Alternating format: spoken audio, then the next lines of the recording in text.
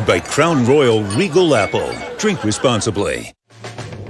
Jalen Jacoby is presented by Crown Royal Regal Apple. He is Jalen Rose. I'm David Jacoby. We are Jalen Jacoby. What exactly is it that we do, though? We give the people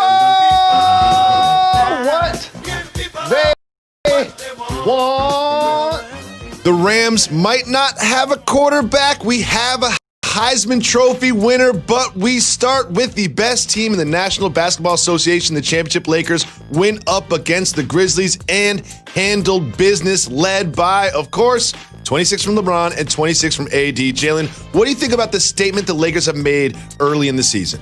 First, I want to set the table because my Grizzlies, because you know how much I love G.M.R, he wasn't playing.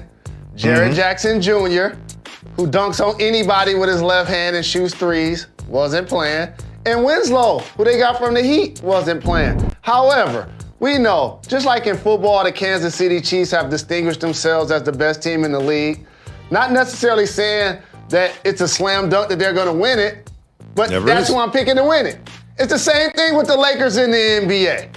They're the team that went to training camp, Jacoby, and looked and was like, we got LeBron, who was great in the second half yesterday. And you saw when he made the late shot on Brooks and he told him he was too small. I guess LeBron could do that to anybody if he really wanted to. They have depth. They can play big. They can play fast. They can play in the half court. They're intelligent. They're the defending world champions. Unless COVID or injury derail the Los Angeles Lakers, they will be back-to-back champions.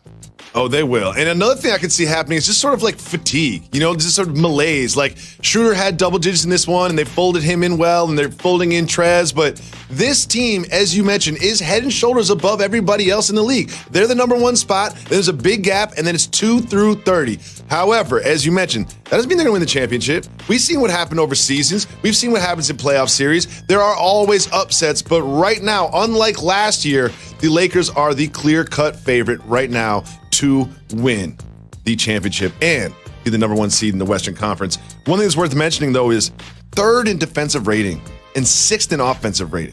Like third best defense and sixth best offense, that's going to translate to wins no matter who you are. They've been doing it on both ends. And Jalen, one of the teams that wants to challenge the Lakers in the other conference, of course, is another dynamic duo, that of KD and Kyrie. KD has been out for a week with COVID precautions.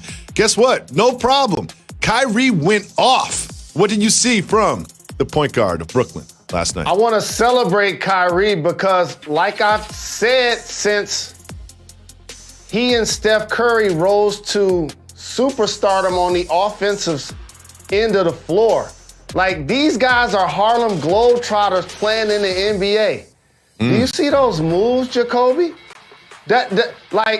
We see Kyrie Irving and people, because of his height, want to put him in the box of being a point guard.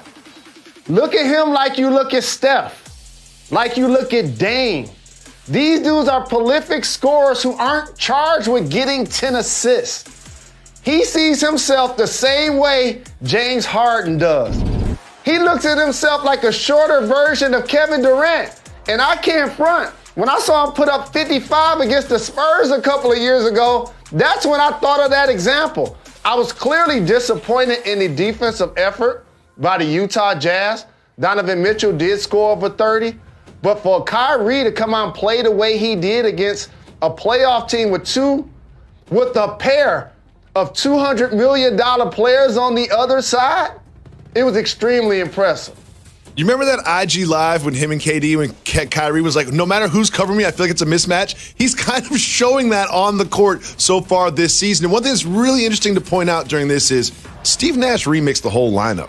The only starter that remained from the previous game to this game was Kyrie Irving. And one of the key things he did was finally replace DeAndre Jordan with Jared Allen. And you look at those highlights from Kyrie. Who's setting all those screens? Oh, Jared Allen. Who's collecting this behind the back pass? Jared Allen. Jared Allen played really well. He's clearly a better choice than DeAndre Jordan. I feel like chemistry between him and KD and Kyrie was the reason that he was in the starting lineup to begin with. But not only that, Taurean Prince started and Bowen started. And what did that do? The one problem with this team was the defense. That shored up the defense. Utah shot just under 39% from the field. I'm going to say it again. Utah shot just under 39% from the field field. And I think that this is Steve Nash starting to figure out that maybe when you have scorers like Kyrie and KD, you should surround them with defenders to help shore up that end of the court. Do you think he will continue to do this throughout the season, trying to find the right lineup? Absolutely. The only, anchors in the lineup clearly are going to be KD and Kyrie. And we've gone to Nets games together. We've taken this show to the Barclays. So that's kind of a squad that we've adopted. And it's ironic that we get a chance on Wax to cheer for Karis LeVert.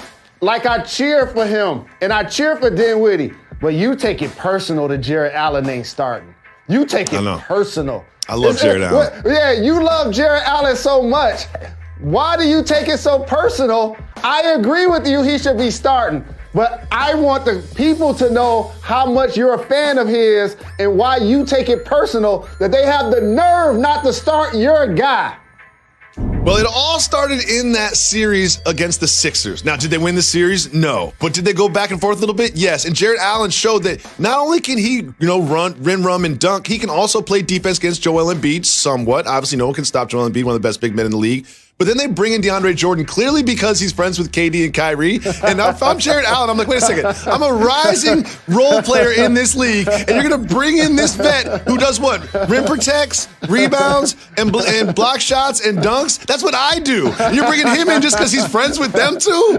Come on now, he's eating in my minutes. But you saw last night, DeAndre Jordan had just under 9 minutes where Jared Allen showed up and showed out with 19 points and 18 rebounds. While the Brooklyn Nets have a lot of options of what lineups they're going to throw out there at different positions because they're so deep, the Rams are having a problem at the quarterback position. And that leads us to this super wild card weekend. Look at this slate of 6 games in the NFL. I'm not going to see my family all weekend long. I'm not going to see my family all weekend long. We're going to have breakfast together, and then I'm going to say goodnight right as we eat our bacon because I'm watching football for 12 hours every day, Saturday and Sunday. But I mentioned the Rams because they have come out and said that Sean McVay's not going to tell you who's going to play quarterback. Is Jared Goff going to be healthy? I don't know. Is Wolford going to play? I don't know. We'll tell you later. What do you think about the fact that McVay has yet to say who's going to play quarterback against the Seattle Seahawks? And what do you think the key is for the Seahawks to get the victory regardless? This is an easy one. We all know that Jared Goff, if he's healthy, is going to be the starting quarterback. Of course, but he's healthy. It's not brain surgery. And all pro talent on both sides. Just think about that now. We're talking about Goff, but defensively, you still got Aaron Donald and Jalen Ramsey. For the Seahawks, they have Jamal Adams, who has more sacks for a DB this season than in the history of the league. But it starts under center with Russell Wilson. The way he throws that deep ball to Metcalf and to Lockett the Rocket versus the Rams defense, who's been one of the best at stopping the 20-plus yard passes by the other team, that's the dynamic I'm looking for. That is going to be a key matchup in this game because when you think about the Rams defense, Aaron Donald comes to mind, but so does that man, Jalen Ramsey. And we remember what happened last time they matched up. He took the assignment of DK Metcalf. He took it personal, and he kind of shut down DK Metcalf, and hopefully he can repeat that performance to bring the Rams close in this one because they will have trouble moving the ball with a hobbled Goff or with someone who I just had to Google last week to find out who they were under center. But one thing I want to point out, because I spent a lot of this season absolutely trashing the historically terrible Seahawks defense. Like, I did a lot of this. I had stats on this show and all that, but guess what's happened to that defense, Jalen? They turned it around. Look at that. Top 2 over the last 8 games in points per games, yards per attempt, and sacks. Think about that. They were historically terrible to start the season, and they've completely turned it around. And if they can get